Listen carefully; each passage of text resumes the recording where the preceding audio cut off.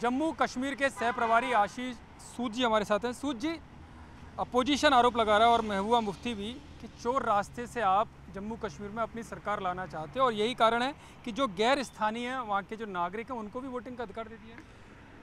बहुत पुराना गाना है, ये ना होता तो कोई दूसरा गम होना था। ये तो वो हैं जिन्हें हर हाल में बस रोना था। अभी डीडीसी के चुनाव हुए 1.5 साल पहले 2020-21 में, तब कौन सा चोर दरवाज़ा था? ये पूरे जो अपने आप को तथाकथित मेन स्ट्रीम पार्टी कहती हैं, ये लोग तो पूरी 280 सीटों पर चुनाव भी नहीं लड़वा पाए। महबूबा मुफ्ती कुछ जिलों में चुनाव लड़ी और एनसीपी इसी तरीके से कुछ सीटों पर ही चुनाव लड़ी, और भारतीय जनता पार्टी सबसे बड़े दल के रूप में उभरी। कौन सा चोर दरवाज़ा था जी?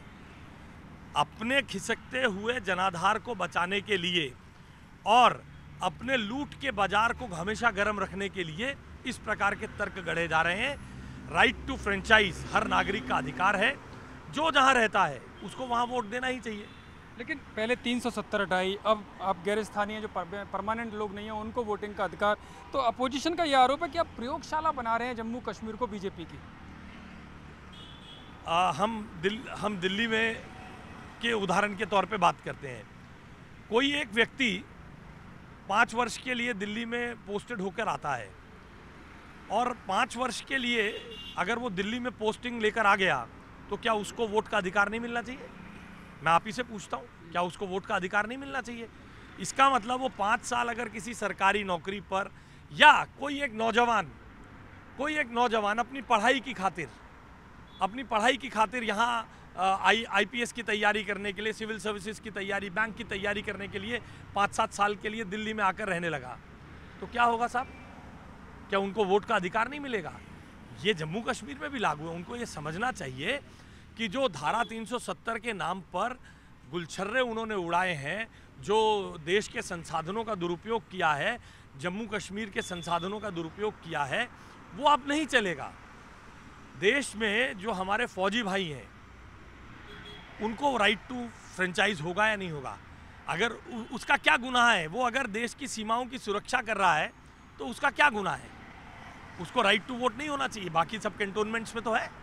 तो फारूक अब्दुल्ला ने एक ऑल पार्टी मीटिंग बुला ली है इस पूरे विषय पर। सोमवार को 11 बजे वो मीटिंग करने वाले। वो तो ऑल पार्टी मीटिंग रोज ही कर रहे हैं गुपकार अलायंस के नाम से।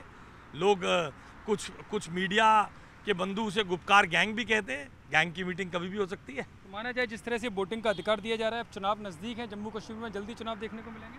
प्रधानमंत्री जी ने लाल किले की प्राचीर से कहा था जम्मू कश्मीर में जल्द चुनाव होंगे, और मैं मानता हूं कि प्रधानमंत्री जी जब ये कहते हैं कि किसी चीज़ का उद्घाटन भी हम करते हैं और उसका नींव भी हम रखते हैं, तो 370 हटा के नींव रखी है, डिलिमिटेशन हो गया है, वोटर लिस्टें फाइनल हो रही हैं। संविधान कब तक माना जाए? वहाँ के सह प्रभारी हैं, तो क्या तैयारियां हैं? कब तक वहाँ के? भारतीय जनता पार्टी की एज पार्टी हमारी तैयारी पूरी है। हमने बूथ लेवल तक के अपने संगठन को रीऑर्गेनाइज करने का डिलिमिटेशन के आधार पर काम शुरू किया है। हम अपने बूथों का गठन कर रहे हैं। हम वहाँ पर डीडीसी चुनाव में सबसे बड़े दल के रूप में उभर कर आए थे। सबसे ज़्यादा सीटें हमने जीती हैं। सबसे ज़्यादा अंकों में, अगर गिनती में गिने, सबसे ज़्यादा वोट हमें मिला है। उस वोट को कंसोलिडेट करना और नए परिसीमन के आधार पर अपने बूथ को तैयार करने की हमारी तैयारी है।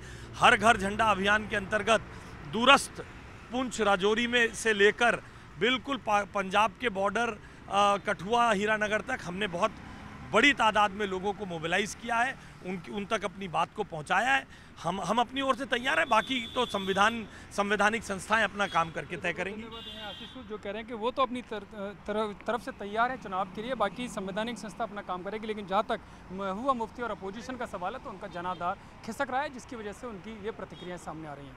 कैमरामैन पंकज तोमर के साथ यतेंद्र शर्मा, दिल्ली, न्यूज़ 18 इंडिया।